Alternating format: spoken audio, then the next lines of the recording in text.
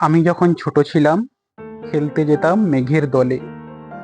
একদিন এক মেঘবালিকা প্রশ্ন করল কৌতূহলে, এই ছেলেটা নাম কি রে তোর?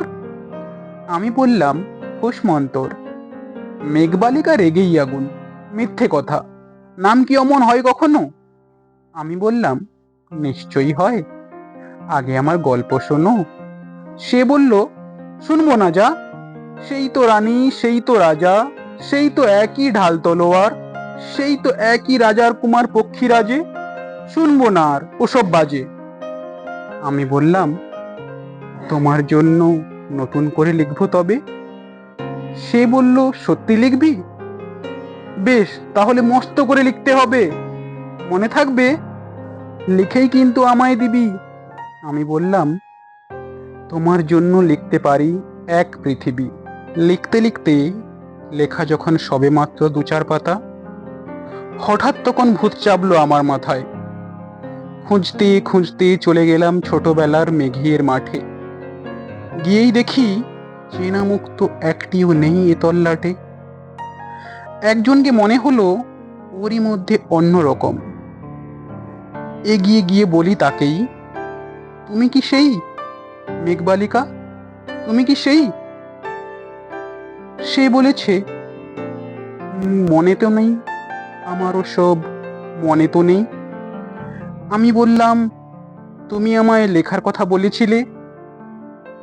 সে বলল, সঙ্গে আছে, ভাসিয়ে দাও গাঁয়ের ঝিলে। আর হ্যাঁ শোনো, এখন আমি মেঘ নই আর, সবাই এখন বৃষ্টি বলে ডাকে আমায়। বলেই হঠাৎ এক পশলায় চুল থেকে নখ আমায় পুরো ভিজিয়ে দিয়ে অন্য অন্য বৃষ্টি বাদল সঙ্গে নিয়ে মিলিয়ে গেল খরস্রোতায়, মিলিয়ে গেল দূরে কোথায়, দূরে দূরে। বৃষ্টি বলে ডাকে আমায়, বৃষ্টি বলে ডাকে আমায়। আপন মনে বলতে বলতে আমি কেবল বসে রইলাম ভেজে একসা কাপড় জামায়। গাছের তলায় বসে রইলাম। বৃষ্টি নাকি মেঘের জন্য?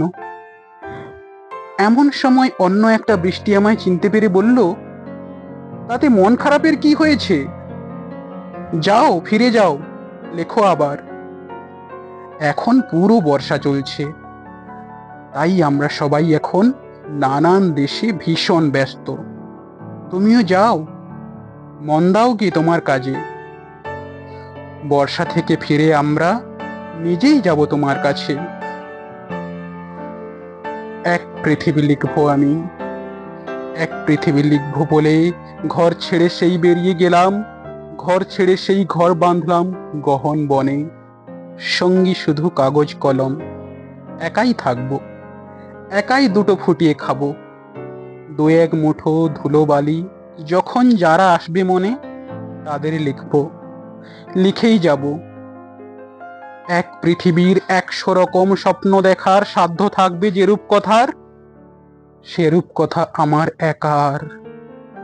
ঘাড় গুঁজে দিন লিখতে লিখতে, ঘাড় গুঁজে রাত লিখতে লিখতে, মুছেছে দিন মুছেছে রাত। যখন আমার লেখার হাত অসাড় হলো, মনে পড়ল সাল কি তারিখ, বছর কি মাস, সেসব হিসেব আর ধরিনি। লেখার দিকে তাকিয়ে দেখি এক পৃথিবী লিখব বলে একটা খাতাও শেষ করিনি। সঙ্গে সঙ্গে ঝমঝমিয়ে বৃষ্টি এলো খাতার ওপর, আজীবনের লেখার ওপর। বৃষ্টি এলো এই অরণ্যে, বাইরে তখন গাছের নিচে নাচছে ময়ূর আনন্দিত। এ গাছ ও গাছ, উড়ছে পাখি, বলছে পাখি, এই অরণ্যে কবির জন্য আমরা থাকি। বলছে ওরা, কবির জন্য আমরা কোথাও, আমরা কোথাও, আমরা কোথাও হার মানিনি। কবি তখন কুটির থেকে তাকিয়ে আছে অনেক দূরে, বনের পারে, মাঠের পারে, নদীর পারে, সেই যেখানে সারা জীবন বৃষ্টি পড়ে, বৃষ্টি পড়ে, সেই যেখানে কেউ যায়নি, কেউ যায় না কোনোদিনই। আজ সে কবি দেখতে পাচ্ছে সেই দেশে, সেই ঝর্ণা তলায় এদিক ওদিক ছুটে বেড়ায় সোনায় মোড়া মেঘ হরিণী, কিশোর বেলার সেই হরিণী। নমস্কার বন্ধুরা, তোমরা এতক্ষণ শুনলে মেঘ বালিকার জন্য রূপকথা কবিতা, কবি জয় গোস্বামীর লেখা। তো বন্ধুরা, তোমাদের কেমন লাগলো প্লিজ কমেন্টে জানাও। আর যদি ভালো লেগে থাকে প্লিজ লাইক শেয়ার করে দাও, সাবস্ক্রাইব করে দাও চ্যানেলটা।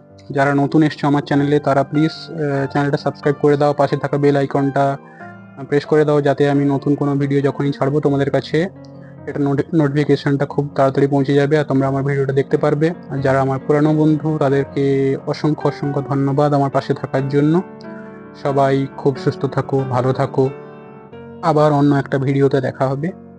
Tata, bye bye, love you all.